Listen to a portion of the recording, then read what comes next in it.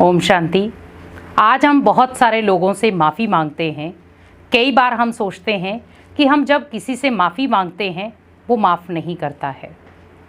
गलती नहीं भी होती है तो भी हम क्षमा मांग लेते हैं, लेकिन फिर भी हम बार बार अगर क्षमा मांग भी लेते हैं बिना गलती के भी, तो वो और ईगो में आ जाता है, वो और अपने आप को ऊंचा समझने की कोशिश करता है।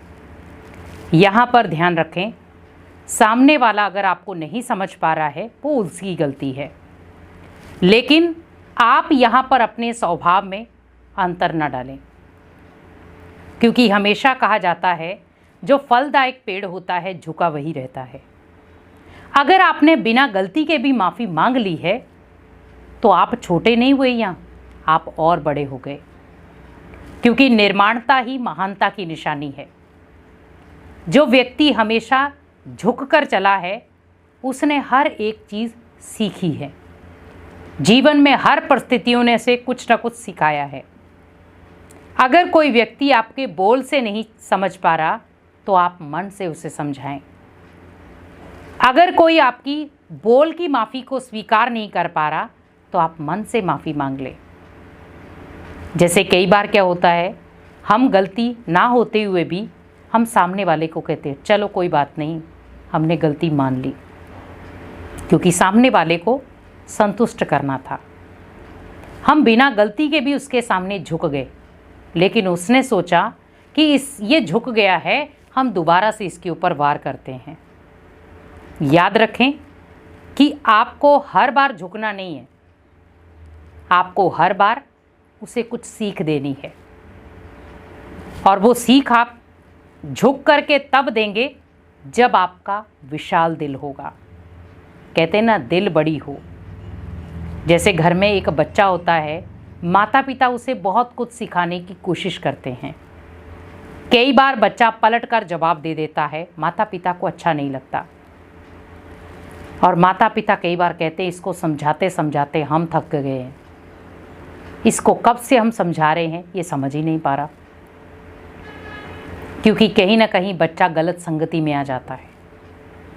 वो लोगों से ये चीज़ सीख लेता है कि आपको झुकना नहीं है, लेकिन माता पिता आज अपने बच्चों के आगे झुक जाते हैं, बच्चों की कमज़ोरियों के आगे झुक जाते हैं। जैसे कई बार बच्चे ने कहा मुझे यही चीज़ चाहिए, माता पिता उस चीज़ को लाने के लिए भले उन्हें किसी भी चीज़ की कटौती करनी पड़े वो करते हैं और अपने बच्चे की आश को पूरा करते हैं। लेकिन बच्चा उस चीज़ को गलत ले जाता है कि मैं जब भी माता पिता को कहता हूँ माता पिता ये चीज़ मेरे आगे हाजिर कर देते हैं तो मैं अब जो भी मांगना चाहूँ वो मांग सकता हूँ।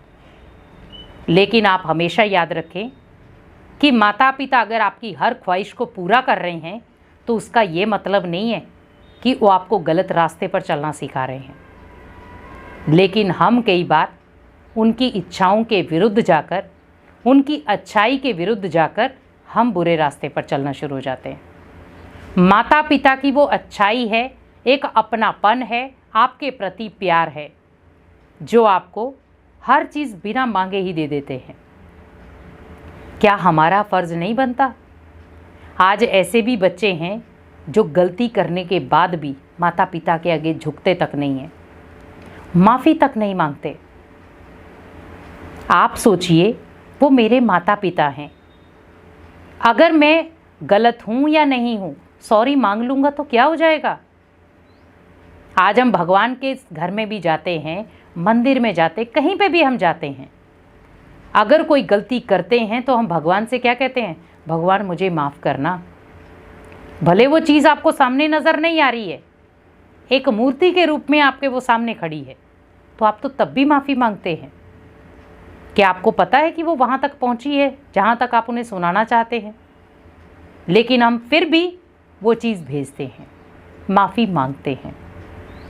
माफ़ी मांगने से ओनली वो चीज़ आप दोबारा रिपीटेशन नहीं करते, क्योंकि आपको पता है मुझे इस गलती की सज़ा मिलेगी। कहते हैं ना, अगर आप किसी को माफ़ कर देते हैं तो आपका दिल बड़ा गिना जाता है।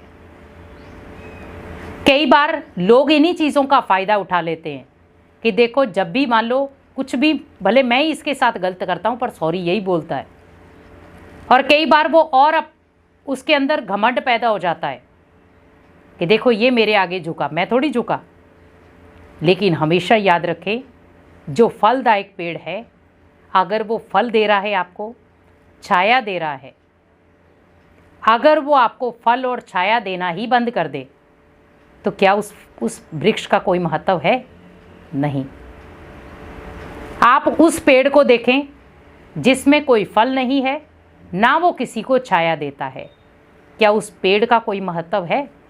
नहीं। अब एक पेड़ है जो भले फल नहीं देता, छाया नहीं देता, लेकिन उसकी लकड़ी काम आती है, तो कहीं ना कहीं यूजेबल है। अब कुछ ऐसे पेड़ हैं जहाँ पर लकड़ी काम नहीं आती, पर उसके फल और छाया काम में आ रही है। और कुछ ऐसे भी पौधे होते हैं जिनकी कोई भी चीज़ काम में नहीं आती, लेकिन फिर भी लगे हुए हैं। आज हमें भी ये चीज़ ध्यान रखनी है, अगर कोई आपकी माफ़ी को भी एक गलत एंगल से ले जाता है तो वहाँ पर आप मुख की माफ़ी बंद कर दें।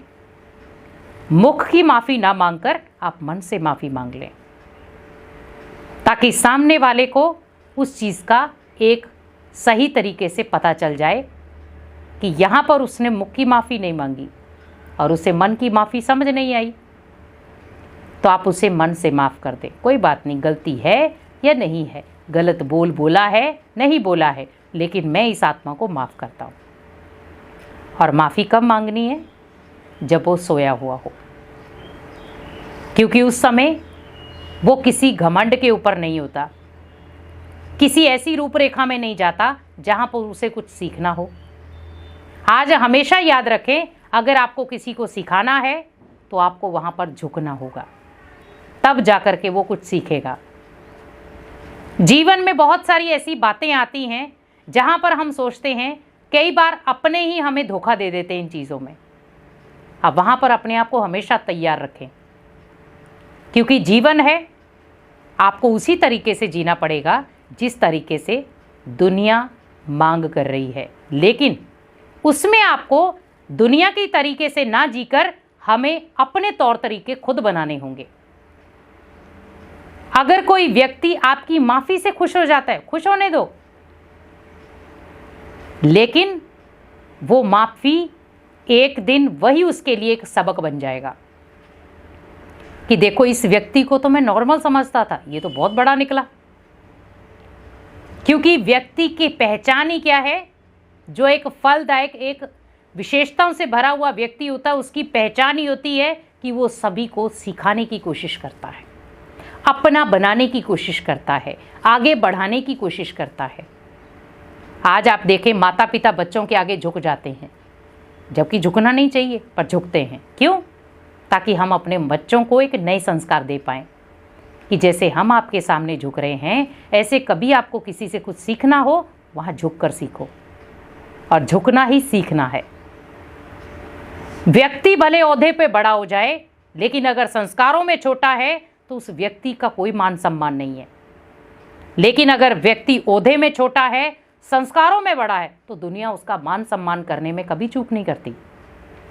हमें अपने संस्कारों से ओहदा बड़ा करना है, अपने व्यवहार से ओहदा बड़ा करना है, अपने संकल्पों से अपनी डिग्री को ऊंचा बनाना है, ना कि ऐसी चीज़ों से डिग्री ऊंची बनाए कि हम दूसरे को झुकाना जानते हैं।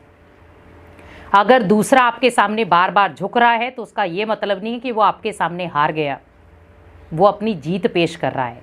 तो इसीलिए कोशिश करें, अगर कोई व्यक्ति आपके सामने झुक रहा है तो उसका नजायज़ फ़ायदा ना उठाएं, उसे सीख लें कि उसे अपनी विशेषताओं का घमंड नहीं है, लेकिन आप उसकी विशेषताओं को एक नए तरीके से देख रहे हैं। हमेशा याद रखें कि व्यक्ति अगर गलत होता है तो उसकी सोच पहले गलत होती है, उसके बाद वो व्यक्ति गलत कर्म करता है। ओम शांति।